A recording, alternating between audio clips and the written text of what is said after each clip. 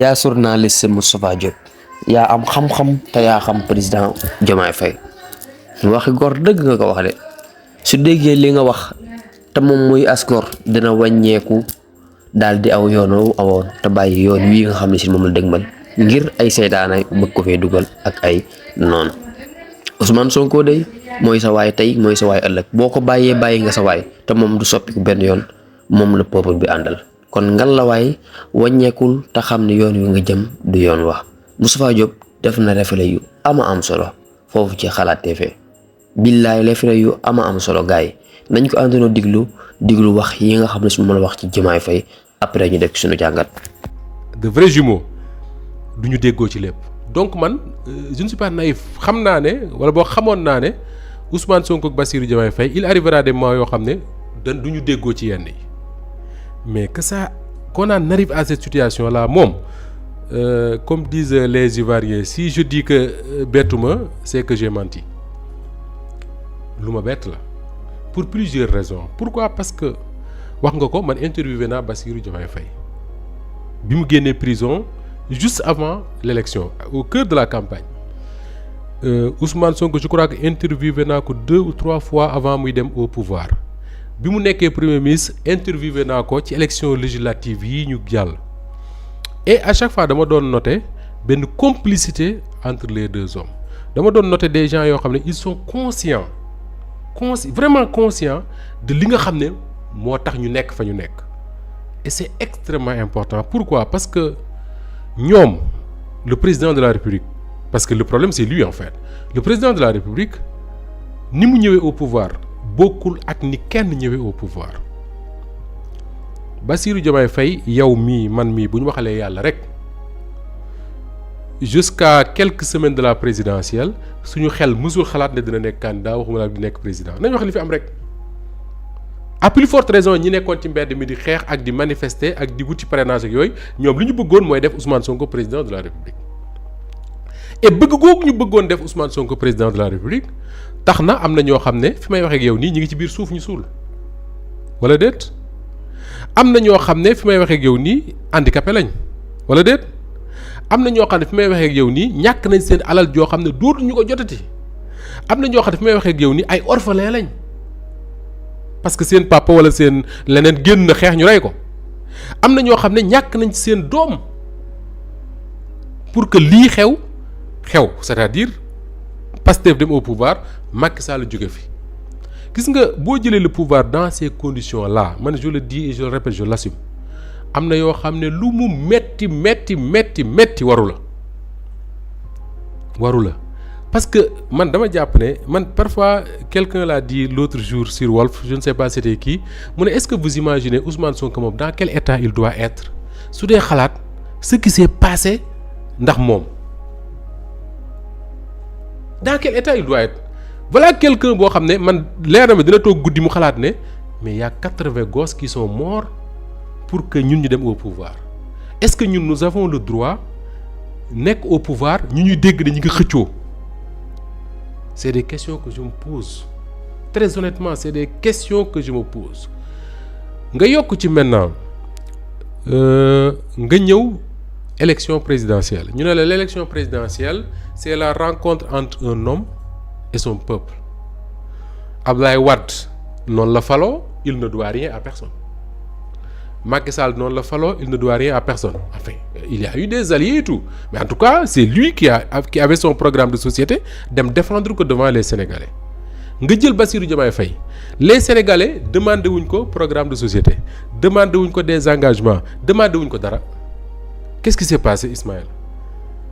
Ousmane Sonko moo ne kii mooy sama candidat c'est ça la vérité des faits histoire loolu la du leneen Ousmane Bassirou Diomaye Faye musul taxaw ci sénégalais yi ne leen j'ai créé le Pastef j'ai un programme de société lii laa bëgg def lii laa non d'ailleurs prison la nekkoon bi lépp di xew Ousmane Sonko moo xëy suba nañu Bassirou Diomaye Faye mooy sama candidat parce que wóolu naa ko li ne ci man moo ne ci moom et les gens sont allés voter mieux Ismaël pendant cette campagne là est-ce que les gens dañuy fàtte ne ci weeru koor lañ campagne am na nit ñoo xam ne y a une image qui m'a beaucoup marqué mooy waa ji nga xam ne dafa doon xëdd këram Thiès jékki-jékki dégg yuuxu yi ñu ne lu xew ñu ne Ousmane Sonko ngi dugg Thiès mu jël serbetam woddoo serbe di génn daw topp cay daw. man dem naa Saint-Louis interviewé Khalifa Sall jóge Saint-Louis di ñibbi si Dakar bi may toll ay je ne sais pas ay ngaay u ndànd je ne sais plus laa dajee cortège u Ousmane Sonko ñu ne Ousmane Sonko mu nga jëm Louga bi may agsi Tivaouane heure dog boobu dog nañ ba pare parce que Tivaouane dog fa la fekk kii nu mu tudd Ousmane Sonko bi ñuy agsi Tivaouane Pierre Edouard Faye mën na ma ci doy seede ñi ngi gis nit ñi ci mbedd mi ñuy doog a ñibbi seen kër mu leer ne kon ñii dañoo bàyyi seen ndogu dem topp Ousmane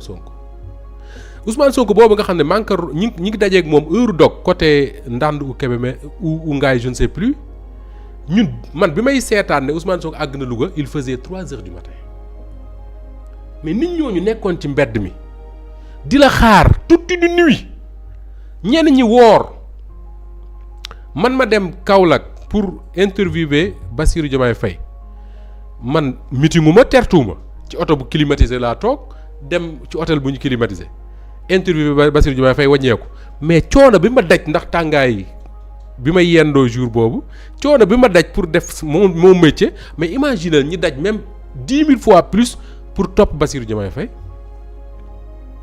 imaginez ñi nga xam ne ils sont à Londres ils sont à Washington ils sont à Paris ils sont au Maroc ils sont ailleurs dans le monde mais di cotiser seen xaalis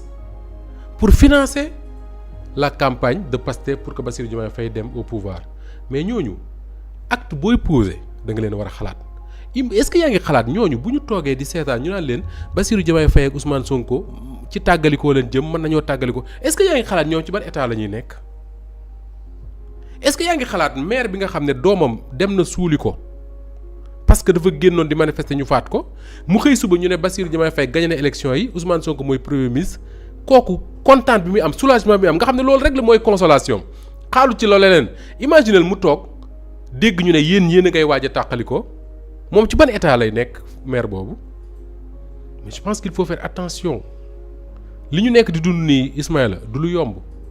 man je fais partie des premiers journalistes pour ne pas dire le seul bi nga xamee ni Bassirou Diomaye Faye faloo man maa annoncé ne gis naa ne Ousmane Sonko mooy nekk premier ministre et à l'époque quand je l'ai dit il y a des gens qui m'ont dit ce serait une erreur Ousmane Sonko nekk premier ministre parce que coow dina am entre les deux est-ce que dem assemblée gënul yomb man à l'époque je disais non man li ma gëm mooy Ousmane Sonko il doit être au cœur de ce qui va se faire pourquoi parce que c'est lui qui a porté le projet bi leen yóbbu au pouvoir kenn gënu koo xam bu ñu koy dérouler dafa war a nekk au cœur de ñi koy dérouler mais warul dem assemblée toog mais tey après coup tu te dis mais ñi doon wax ne mënoon dem assemblée mais ils n'ont pas tort parce que ku ñu waxoon ne dinañ dund lii en 2025 moins de 2 ans après l'arrivée de Bassirou Diomaye Faye au pouvoir da nga naan c'est pas possible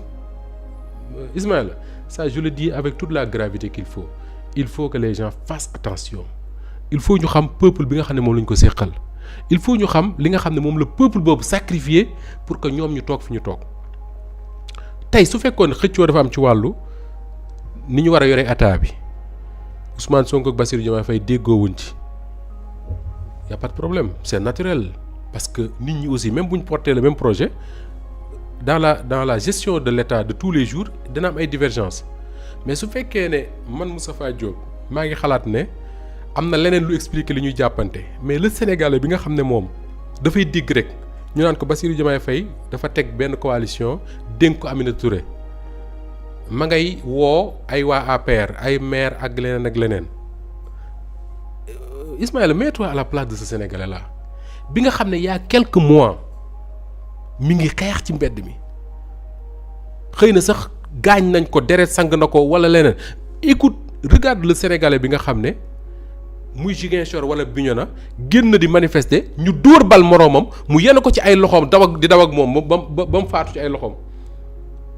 am na fi les images existent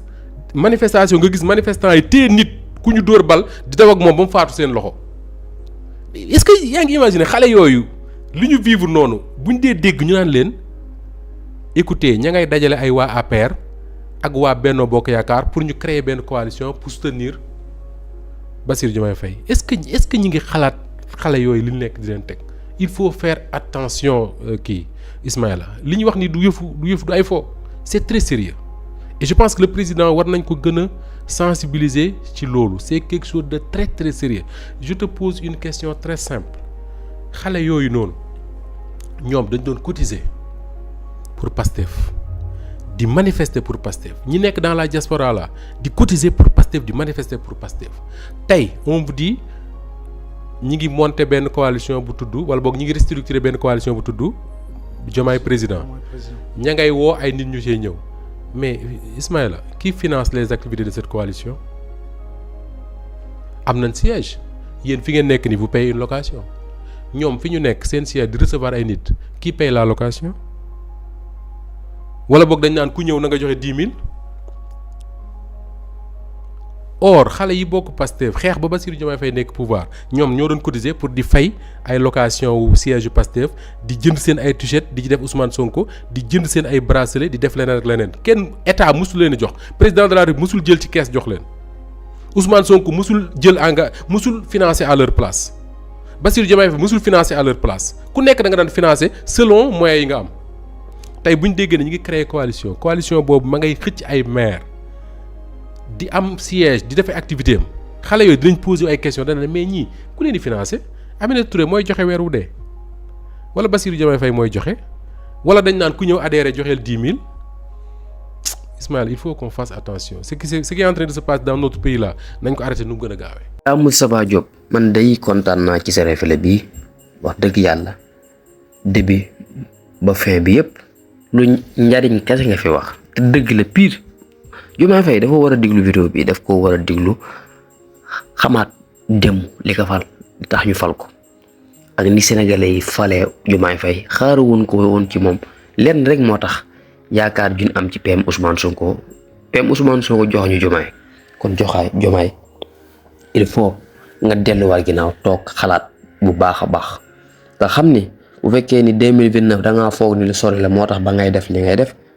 xamal ni lu jigee la. ndax 2012 bi ba Macky Sall faloo ak 2024 bi mu folli ko moom lu gàtt la ci moom te 12 ans la kon yow yaa fi gën a néewle kon dellul ginnaaw ci lii nga xam ne si ni ci nga bëgg a dëgmal jublu ci dellu ci ginnaaw balaa muy gën a ëpp loxo ci yow kon sama gars yi wax leen seen avis ci commentaire yi ci jàngat bii nga xamante si moom la Moustapha Diop daal di def jëmale ko ci Diomaye kon sama gars yi wéy leen ñu topp ci seen beneen vidéo ak yeneen analyse jaa ngeen jëf.